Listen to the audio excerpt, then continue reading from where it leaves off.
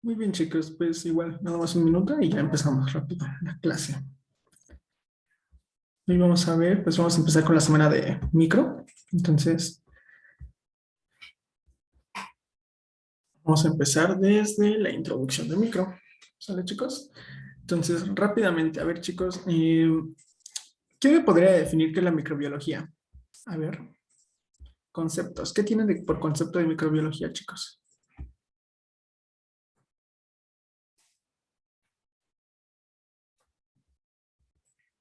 Le vamos a preguntar a Adiel Lozano. Usted, doctor, ¿qué entiende por microbiología? Pues es toda esta rama de la biología que estudia a la parte microscópica, que se refiere pues a Sí, las bacterias y a los virus y todo esto. exactamente. Muy bien, doctor, exactamente, ¿no? Entonces es una rama como tal de la biología, como bien lo menciona, y que va a estudiar a todos estos organismos, microorganismos, ¿a través de qué? Pues principalmente el microscopio, ¿no? Principalmente. Sin embargo, pues vamos a observar también organismos que son, a pesar de que son unicelulares o pluricelulares, los podemos observar a simple vista como los parásitos, ¿no? En este caso. Entonces vamos a empezar, chicos. Vamos a empezar con esta exposición. Y vamos a empezar primeramente por los antecedentes históricos, ¿no? Entonces, ¿qué nos importa, nos importaría saber, ¿no? Ante esto. Pues principalmente cómo se formó, ¿no? Nuestra Tierra. La tenemos que tener, las bacterias existen dentro de hace, bueno, 3.8 mil millones de años. Observamos la primera aparición de ellas y las eucariotas en 1.3 mil millones de años. Pero ¿alguien recuerda, chicos, las teorías del surgimiento de la vida? ¿Alguien me podría mencionar una? Panspermia es una, ¿no? Panspermia, ok, muy bien, doctor. ¿Otros doctores? La de la célula eucariota cuenta, ¿no? También la de la simbiosis de Lee Margulis. Ah, ok, vamos a hablar un poquito más allá de ello en el siguiente diapositiva, pero sí es correcto. Aquí, exactamente, doctor, menciona algo muy importante, ¿no? Primero tenemos el caldo de la vida, el de Oparin, hay que recordar eso, ¿no? Como que tenemos nuestra tierra incandescente, con precipitaciones después de esto, que duraron millones de años, ¿no? Entonces, esto va a ocurrir un caldo primordial como tal, en el que vamos a contener contenido primordial para la vida, principalmente amoníaco, vamos a tener urea y demás componentes que van a formar estas primeras bacterias, ¿no? Entonces, esto es la teoría, ¿no? De Oparin, del caldo de primordial. A partir de ahí, pues vamos a observar también, ¿no? En lo que usted acaba de mencionar, doctor, que me parece muy pertinente, que es esta teoría de la endosimbiosis, que como bien menciona, es de una bióloga llamada Lynn Margulis. ¿Y qué nos va a decir esta teoría? Esta teoría nos va a hablar acerca de cómo las bacterias convivían entre ellas, y una de estas bacterias pues va a generar o va a tener, bueno, ya me conecté a mi cámara, vamos a observar que había una bacteria y esta al consumir a otra va a quedar, ¿no? Va a quedar este remanente dentro de ella. Y entonces va a seguir generando dentro de su vida de las demás bacterias esta misma característica de fagocitosis bacteriana. Entonces, en algún momento, este intercambio interno de material genético va a propiciar que exista la aparición de células eucariotas, que como tal va a ser una célula procariota dentro de otra célula procariota. Y lo que nos va a dar aquí, pues una característica fundamental en estas células eucariotas, que va a ser, uno, va a ser la mitocondria, y dos, vamos a observar en las células de las plantas, ¿no? Lo que vendría siendo nuestro, ay, no me fue la palabra, pero bueno, ¿qué vamos a observar aquí? Que estas mitocondrias principalmente van a generar la oxidación. Por lo mismo, estas nuevas bacterias eucariotas van a generar el oxígeno que vamos a requerir en la Tierra, ¿no? ¿A través de qué? Pues las bacterias que se encontraban en el mar, pero Además, vamos a encontrar unas estructuras muy primitivas aquí en la Tierra de rocas que se llaman estomatolitos. Y estos estomatolitos, al estar en contacto con estas bacterias que ahora oxidaban, van a generar oxígeno en la Tierra, ¿no? Entonces, esto es lo primero que debemos de saber dentro de todo este pasaje que va a transcurrir para que lleguemos a las células complejas que forman tejidos como el de nosotros, ¿vale? Entonces, a partir de ahí, ¿qué vamos a observar? Vamos a observar también este incremento de infecciones en, en otros animales. Esperen, permítanme un momento.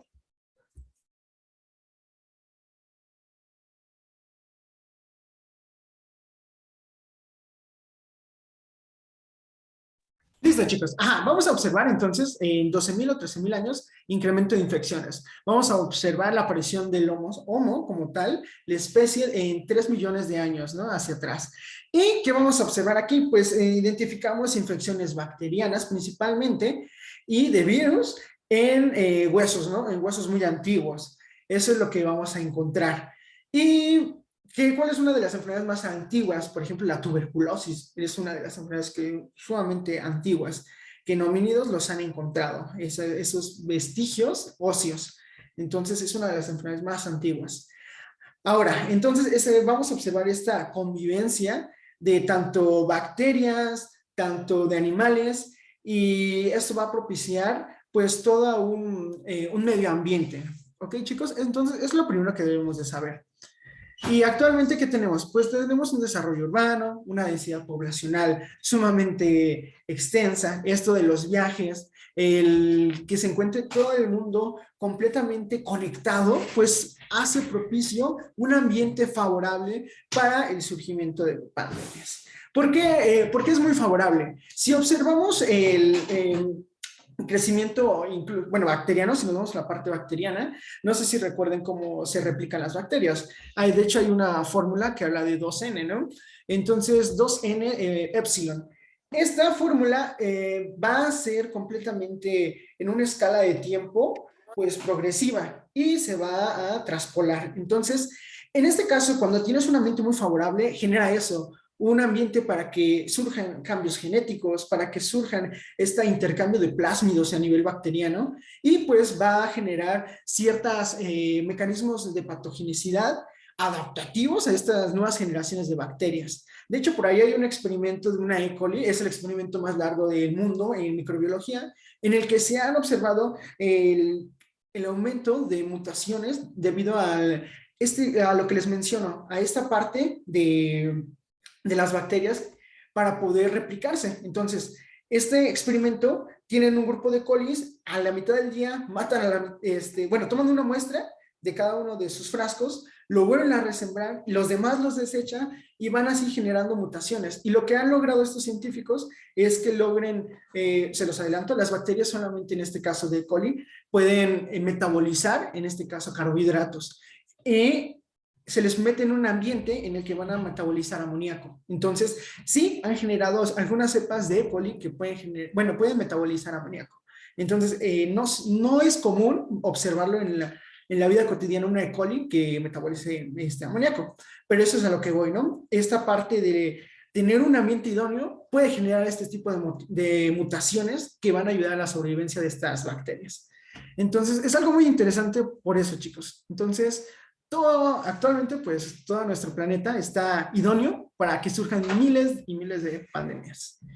Entonces, vamos a regresarnos otra vez, un poquito, vamos a observar grandes personas, aquí grandes científicos, vamos a observar a Robert Hooke, que como tal es el primero que va a observar a la célula, va a ser la primera descripción de célula. Vamos a tener a Anton van Leeuwenhoek, que es como tal el primero que va a realizar bueno, va a crear el microscopio, no sé si han leído el libro de Cazadores de Microbios, pero pues ahí menciona, ¿no? Los animalejos de agua, ¿no? Es lo primero que va a observar y va a mejorar cada día más esos microscopios para poder ver más allá del ojo humano. Todo ese mundo realmente es un mundo que las personas que no están involucradas en el área de la salud ignoran. Entonces, es algo muy poderoso, chicos, el saber, el conocer esto.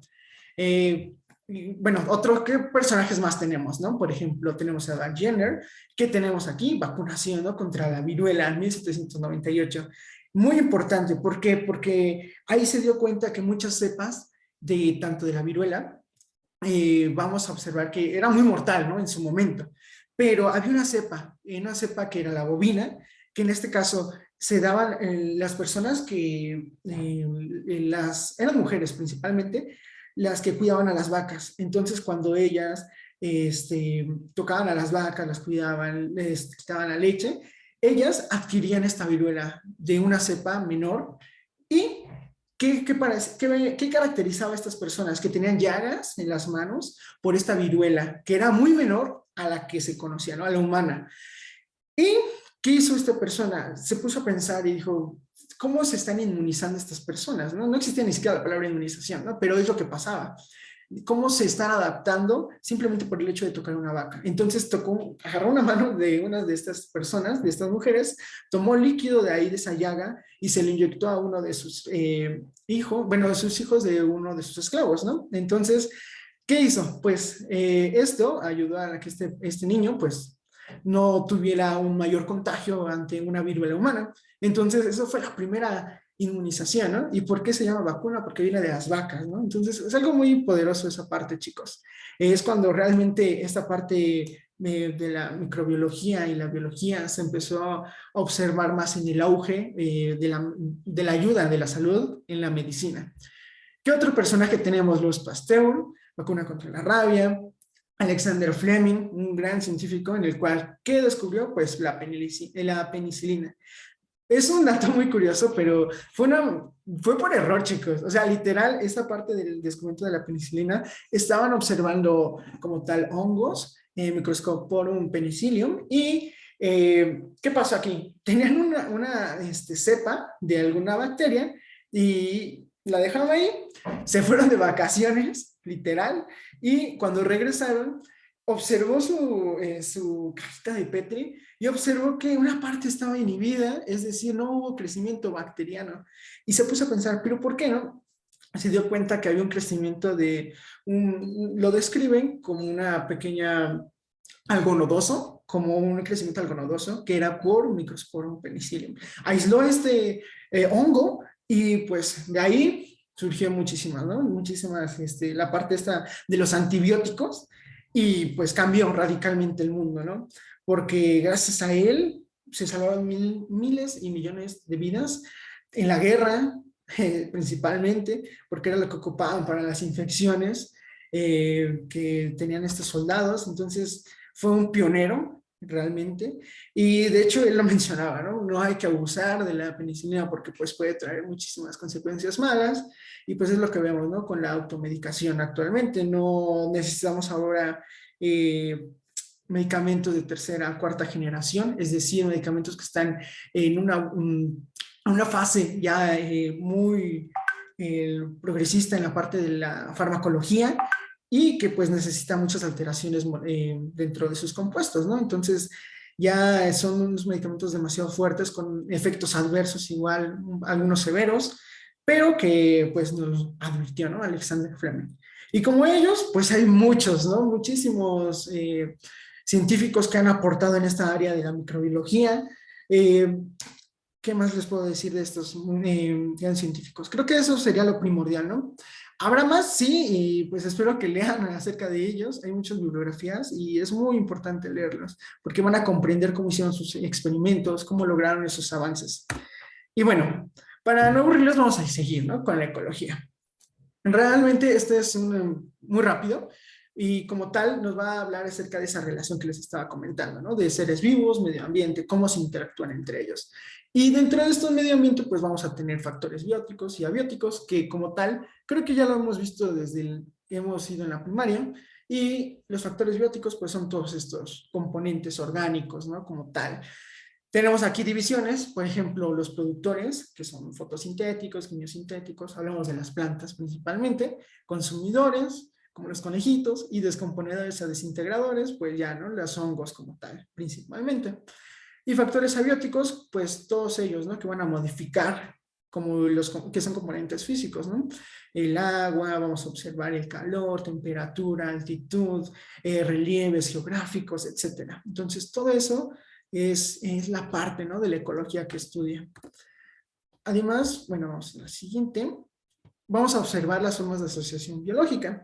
Aquí más que nada son las cadenas, ¿no? Cadenas alimenticias que vamos a observar principalmente, o que nos han enseñado en la primaria, que todo, ¿no?, tiene un equilibrio, por así decirlo, en donde hay depredadores, hay consumidores, hay productores, en este caso las plantas, que los heterótrofos, que en este caso son los bioreguladores, que aquí mencionan, hongos, bacterias y demás, que descomponen, ¿no?, todos estos restos, y que estos productos van a servir de abono, ¿no?, como tal, para el crecimiento a través de plantas. Entonces, creo que esto es un tema muy sencillo. Y aquí entraremos a otro punto, ¿no? Las primeras semanas que van a entrar en la carrera, pues vamos a observar esto. Vamos a observar diferentes relaciones de los seres vivos. Aquí vamos a encontrar algunas que van a ir con ayuda o que, bueno, vamos a ver cada una para irles explicando, ¿vale? Vamos a tener simbiosis. En el caso de la simbiosis, va a ser ese beneficio mutuo de estos dos organismos. Por ejemplo, en este tenemos a un cangrejito y tenemos una concha en la cual pues cada uno, ¿no?, se va a ayudar, uno como protección y el otro pues le va a dar la protección se la va a dar el cangrejo y el caracol pues le va a dar su hogar, ¿no? Esa protección igual de su casa. Ahora, ¿alguien me podría mencionar otro ejemplo de simbiosis, chicos? Literal es simbiosis como el de Venom, así. De hecho, ahí viene el simbionte. Entonces, otro ejemplo. Tenemos muchos en la naturaleza, chicos. Muy bien, alguien está la mano. Ajá. Sheridan Morales. Adelante, doctora. Bueno, creo que también podría ser pues sí, como que el beneficio que se dan entre ellas las bacterias que tenemos en el intestino, ¿no? Muy bien, doctora, exactamente. No solamente ocurre a un nivel como tal pluricelular, como lo estamos viendo aquí, sino a un nivel unicelular. Es muy correcto. Estamos hablando de aquí, de hecho, ahí sería otro concepto, pero sí es parte del simbiosis. Esa ayuda, ¿no? Nosotros le damos alimento, ellos nos ayudan en contra de bacterias que son patógenas como tal. Aquí en este caso tenemos E. coli. E. coli cuando se encuentra en una flora normal, pues ayuda, ¿no? Ayuda a inhibir otras bacterias que son sumamente patógenas. Ok, entonces ahí está muy bien, doctora. Otra cosa, por ejemplo, no sé si han visto la película de Buscando a Nemo, en la que está Bruce, y pues se ve, ¿no? Se ven también los camaroncitos que limpian ahí los dientes de los tiburones y demás. Entonces, esta es simbiosis. También tenemos mutualismo. En el caso del mutualismo, pues igual es una simbiosis obligada. Aquí la diferencia. Una simbiosis puede ser la de arriba, normal, es nada más una asociación biológica. Puede ser o no puede ser obligada.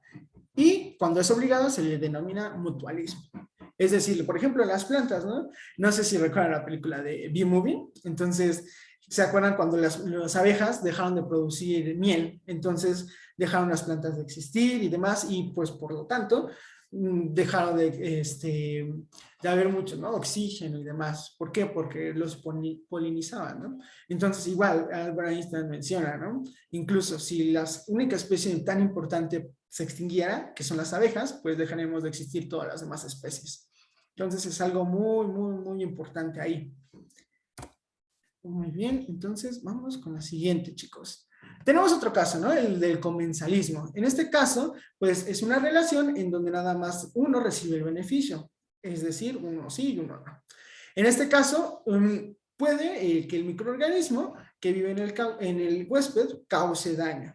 Por ejemplo, hay una clase de pescados, chicos, que se encuentran en el Amazonas que infestan a lo que viene siendo ranas y se meten dentro, bueno, de su orificio anal, se quedan ahí y todo lo que se meten a su estómago y todo lo que percibe la rana, pues lo come. Y ahí se quedan viviendo toda su vida y literal matan en este caso, a la rana y siguen viviendo, ¿no? Estos tipos de peces. Entonces es algo muy, muy feo, realmente.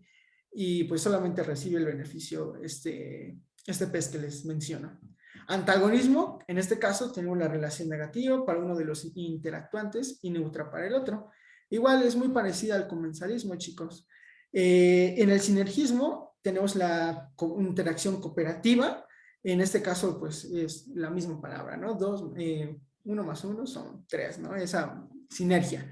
Entonces cooperan y comparten nutrientes, se ven mayormente favorecidos y no es obligada, pero sí es beneficiosa para ambos. Sí, en este caso igual entraría parte de las bacterias, lo que menciona la doctora, lo de E. coli, entraría aquí perfectamente en el sinergismo. Tanto ellos como nosotros nos beneficiamos al no tener patógenos en nuestro intestino, o en el tracto gastrointestinal. Entonces, ese es el sinergismo.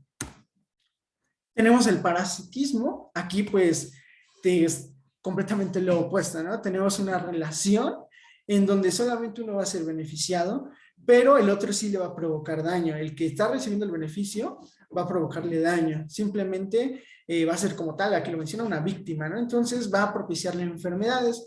Y de aquí mismo, del parasitismo, podemos dividirlo en dos grandes grupos, el endoparásito y el ectoparásito. Endoparásito porque se refiere principalmente porque vive dentro del organismo y el ectoparásito simplemente que se encuentra en la periferia del huésped. En este caso, pues tenemos, ¿no? En este caso, amebiasis, aquí tenemos, y pues, se las presentan aquí, y tenemos pues un zancudito, ¿no? Entonces, rápidamente, pues el zancudo vendría siendo un ectoparásito, ¿no? Porque nada más se maneja en la piel. Y la amebiasis, la ameba histolítica, simplemente es un endoparásito, ¿no? Porque se encuentra dentro del organismo. Y pues cada uno va a traer consecuencias muy graves. En este caso también tenemos algunas chinches, garrapatas, pulgas, etcétera, ¿no? Entonces, todas estas que se ven aquí, pues son ectoparasitosis.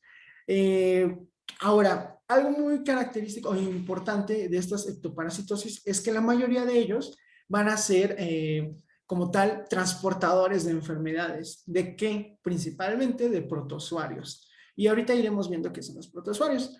Pero tengan en cuenta eso, ¿no? Son portadores de enfermedades, muchas enfermedades. Estos zancuditos también, son demasiados. Entonces, por ejemplo, pueden dar a malaria por falciparum y malaria como tal. Entonces son protozoos que pues, entran y van a generar incluso un daño orgánico, ¿no? Entonces, sumamente importante eso. Más que nada, estos van a ser, a pesar de que son ectoparásitos, también pueden ser transportadores de muchas enfermedades. Aquí también encontramos el parasitismo, diferentes escalas. Por ejemplo, tenemos el facultativo, en el cual puede vivir sin el huésped. O sea, no está completamente obligado. Como el obligado, que sí necesita de ese huésped, pues para satisfacer sus necesidades y para seguir viviendo. Como en el caso de ¿qué? De la garrapata, ¿no? Si se la quitan, la garrapata pues muere, ¿no? Si no consigue un huésped inmediato. En el caso del facultativo, pues es el zancudo, ¿no? En este caso es recurrente como tal. Y accidental es de vida libre, puede alojarse en un huésped sin adaptarse a la vida parasitaria. Igual el zancudo entraría aquí, chicos, ¿vale? No necesita de un solo huésped. Igual las pulgas podríamos meterlo en facultativo, porque puede vivir sin un huésped, sí, porque salta de uno al otro, puede, por ejemplo, los perros, ¿no? Entonces tienen también vida libre. Casi facultativo y accidental funcionan de la misma manera. ¿Vale, chicos? También tenemos los temporales. En este caso, solamente cuando tiene contacto el huésped, cuando necesita alimento, como en el zancudo, nada más.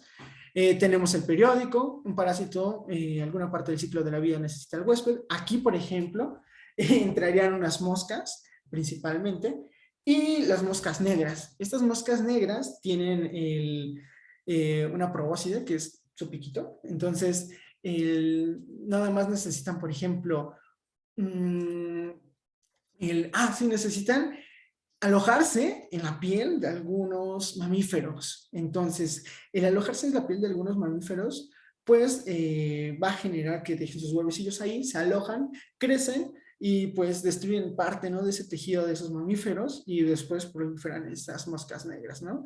Entonces, solamente necesitan, en este caso, para su etapa larvaria, al mamífero. Eso es algo, por ejemplo, en el temporal, ¿no? Y muy feo porque muchas veces pues causan daño dependiendo del tejido, pero pérdida, ¿no? Por ejemplo, si fuera en un ojo, un párpado, pues de un mamífero, hablamos de una vaca, ganado, gatos, mascotas, etcétera, y encontramos pues pérdidas, ¿no? De ojos, pérdidas si se ubican en, por ejemplo, en las orejas de los animalitos, pues igual, ¿no? Van a causar muchísimo daño en ese tejido. Entonces son muy feos estos moscas negras.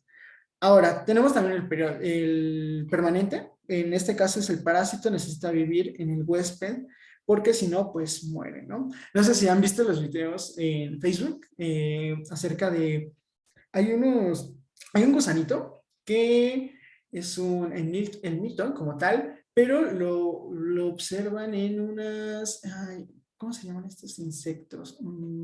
Las mantis religiosas.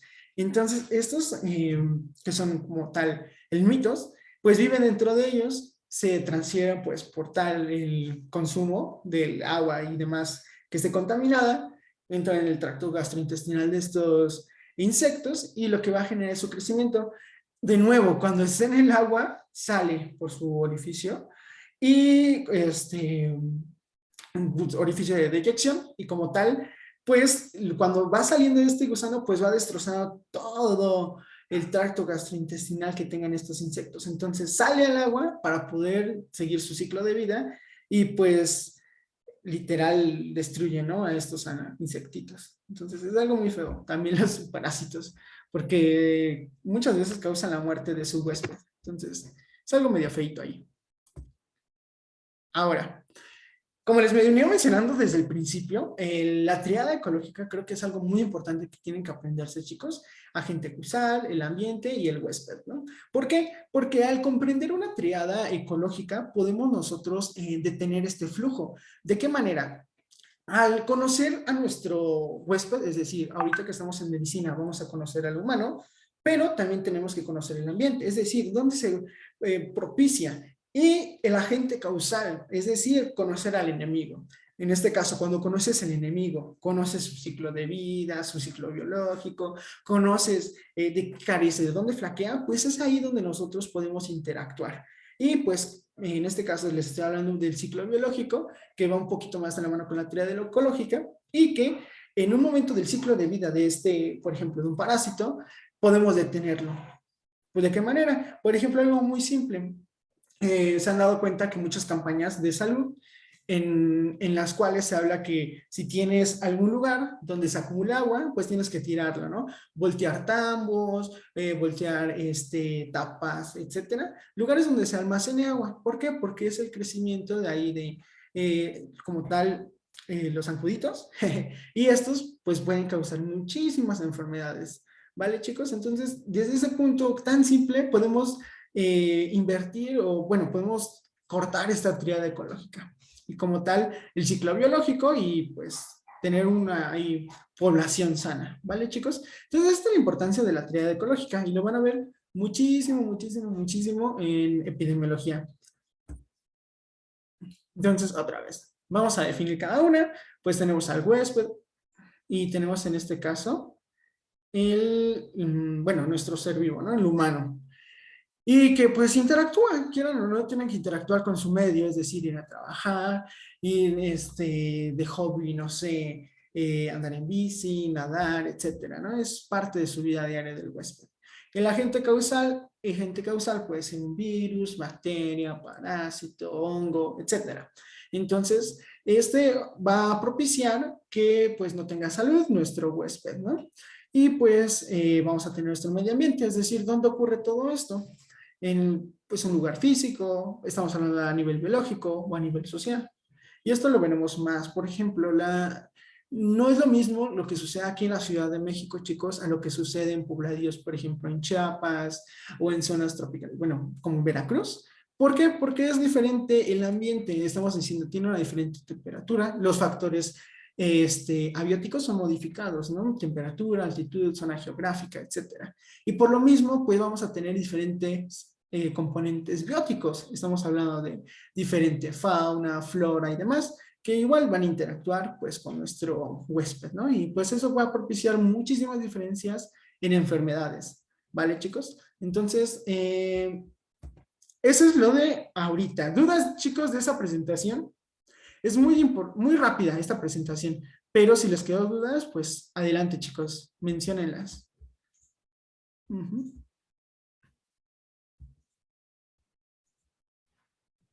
No, todo quedó muy claro. Ok, doctora. Sí, creo que es un tema muy fácil de digerir, porque creo que ustedes están un poquito más involucrados, ¿no? O han tenido clases más parecidas, ¿no? De microbiología o biología. Entonces, vamos a seguir con el siguiente tema, chicos. Vamos a ver células eucariota y procariota. Y vamos a empezar, pues, viendo... Alguien que me diga qué es una eucariota y procariota, chicos. Lo vieron en su primera clase. Ajá, Adiel. Adelante, doctor. Sí, bueno, de hecho también se vio en el CSH, pero aquí en el curso nos mencionaron unas cuantas diferencias que, pues, que la procariota, pues, la evolución de la eucariota, pues, es como de la procariota, ¿no? De la endosimbiosis, y pues tienen ciertas partes que la procariota no, y bueno, y viceversa. Por ejemplo, la eucariota, pues, no tiene flagelo, y yo creo que como lo que más resalta es que la eucariota tiene núcleo, y pues la procariota no. Y pues además que la eucariota pues es más grande, un poquito más grande que la procariota, y bueno, pues así, diferentes estructuras que las van diferenciando. Sí, doctor, muy bien. Muy bien, doctor. Como bien lo menciona, exactamente, esas son las principales diferencias. Miren, aquí tenemos una célula eucariota, como menciona el doctor. Número uno, la dimensión. Es más grande la eucariota, ¿no? ¿Qué tenemos en la eucariota? Tenemos un núcleo, el cual pues tiene una membrana. Igual nuestra eucariota tiene una membrana bilipídica. Vamos a observar que tiene mitocondrias, que es lo importante, teoría de la endosimbiosis, que lo acabo de mencionar hace un momento. Y pues igual tenemos diferentes organelos, que son membranosos y no membranosos, que igual se los explican en la primera clase, ¿no, chicos? Y en cambio la célula procariota, pues es más simple, ¿no? Nada más vamos a tener, en este caso, en lugar de núcleo, vamos a tener algo que se llama el procarión, que es donde la región donde vamos a observar una masa nucleoide como tal, y pues vamos a tener ahí, ¿no? Su ADN disperso. Vamos a observar que tiene una cápsula, una pared celular, vamos a tener membrana celular. En este caso, pues vamos a tener diferentes tipos de membrana celular, chicos. De hecho, pues vamos a observar que en el mundo de las bacterias, que la mayoría, bueno, que son procariotas, vamos a tener bacterias gram positivas y gram negativas, que igual que me parece que se los mencionaron en el primer día del curso, y que pues eso define, ¿no? Su grosor de pared y si tiene su doble membrana. Entonces, ¿qué características más vamos a observar? Vamos a observar un flagelo, que no todos lo poseen, pero que va a servir para desplazamiento o movimiento. Por ejemplo, ahorita que me acuerdo, bacterias que tienen desplazamiento, vamos a tener Proteus, la bacteria Proteus va a ser una de ellas. Tenemos fimbrias, y las fimbrias sirven para adherencia en donde, ahorita por ejemplo estamos en el modo de gastrointestinal, entonces estamos observando algunas, por ejemplo Shigella tiene fimbrias. Cuando la Shigella se observa en el intestino, pues este se va a pegar en las vellosidades del intestino y va a ocasionar pues que se instale en ese lugar y genere la infección. Entonces es uno de sus mecanismos de patogenicidad preferidos, ¿no? En estos tipos de bacterias. ¿Qué otras cosas tenemos? Tenemos un ribosomas, tenemos la cápsula. Muchas bacterias no tienen cápsula, algunas sí, algunas no. Es un factor, nosotros les decimos factores o mecanismos de patogenicidad, porque son todos estos elementos que van a ayudar a la célula, uno, a resistir al sistema inmune y dos, a causar una infección. Entonces, cuando son cápsulas, pues tienen algunas toxinas incluso en esta cápsula. Entonces, es un sistema que va a tener mecanismos de patogenicidad estas cápsulas, pero no todas las bacterias van a tener cápsula, ¿vale, chicos? Igual, cuando es cápsula, pues van a tener ese sistema de inhibición de mononucleares. ¿Y por qué? Porque es como un caramelo, quiero que lo vean así. Las cápsulas son un recubrimiento que va a tener ácido teicoico, y ácido lipoteicoico. ¿Y qué vamos a tener? Pues que es como una paleta, entonces va a ser difícil para un macrófago fagocitarlo porque es muy gruesa esta capa. Entonces es un sistema inhibitorio, chicos. Entonces vamos con la siguiente, ¿vale? Para ver sus características comparativas. Entonces, ¿qué diferencias presentan estas células? Pues ya las mencionamos la mayoría, pero para recordar vamos a preguntarle a alguien, ¿va? Para que veamos si están poniendo atención. Doctora... Es que casi todas son doctoras. Andrea Martínez. Dígame nada más una diferencia que presenta, bueno, en comparativa, dentro de procariotas y eucariotas. Algo que los diferencia, una y una.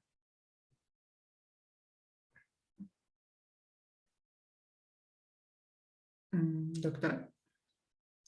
Bueno, Ariana, doctora Ariana.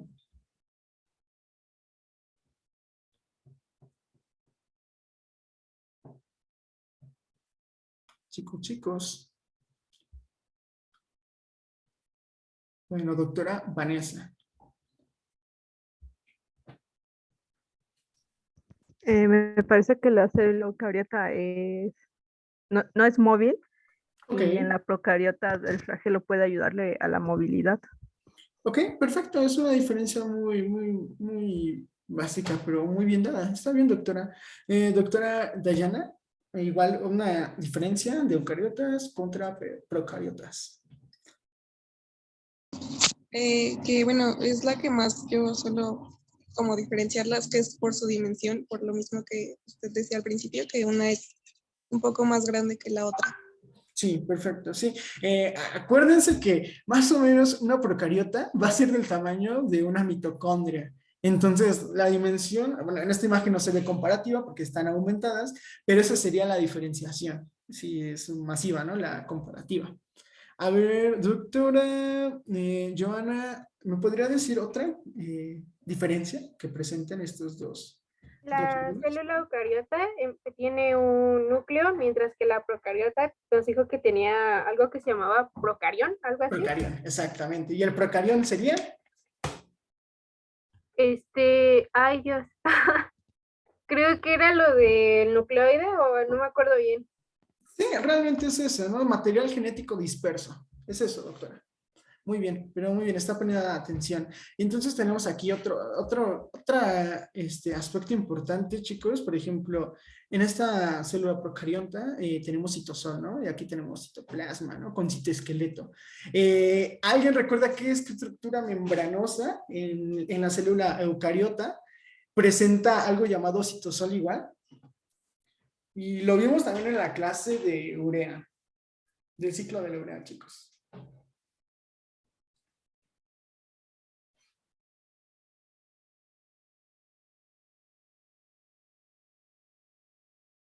Chicos. A ver, vamos a preguntarle a Paulina Gutiérrez, doctora. Recuerda que estructura membranosa también se le denomina citosol, pero en la célula eucariota. Ok, mitocondria. Muy bien, doctora Valentina. Muy bien, exactamente, es la mitocondria, perfecto. Igual volvemos a la teoría de la endosimbiosis, en la cual decimos que pues, la mitocondria es una procariota, ¿no? Entonces,